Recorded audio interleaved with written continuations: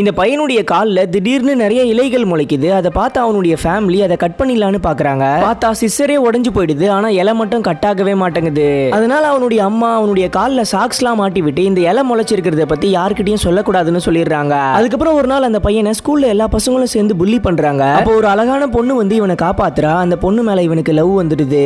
அதுக்கப்புறம் ஒரு நாள் அந்த பொண்ணு ஒரு ஸ்விம்மிங் பூல் பக்கத்துல நடந்து வந்துட்டு இருக்கும்போது இவன் அந்த ஸ்விம்மிங் பூல்குள்ள குதிச்சிடுறான். குதிச்ச அந்த பையன் ரொம்ப நேரமா மேல வராததுனால அவன் நீச்சல் தெரியாம தண்ணிக்குள்ளேயே மூழ்கிட்டான்னு நினைச்சுக்கிட்டு அந்த பொண்ணு ஸ்விம்மிங் பூல்குள்ள குதிச்சு உள்ள வந்து பாக்குறா. பார்த்தா அவன் அடியில ரிலாக்ஸா உட்காந்துட்டு இருக்கான். அந்த பொண்ணு அவன் கிட்ட வந்து அவனோட சாக்ஸ புடிச்சு இழுத்து அவன் கால்ல இருந்த இலைய பாத்துறா. உடனே அந்த பையன் அந்த பொண்ணுடைய மூஞ்சிலே எட்டி உதச்சிடுறான். அதனால அந்த பொண்ணு கோவப்பட்டு நீந்திக்கிட்டே மேல வந்துடுறா. அவ போனதை பார்த்துட்டு அந்த பையனும் பின்னாலேயே நீந்தி வந்துடுறான். ஆனா அதுக்கப்புறம் மறுநாள் அவன் அந்த பையனை புடிச்சு நீ யாரு, உன் கால்ல ஏன் இலையெல்லாம் முளைக்குதுன்னு கேக்குறா. ஆக்சுவலா இவன் மனுஷனே கிடையாது. இவன் ஒரு வீட்டுடைய தோட்டத்துல இருந்து தான் வந்திருப்பான். இவங்க அப்பா அம்மா இவனை முதல்ல பார்க்கும்போது இவன் உடம்பு முழுக்க சேராதான் இருந்துச்சு.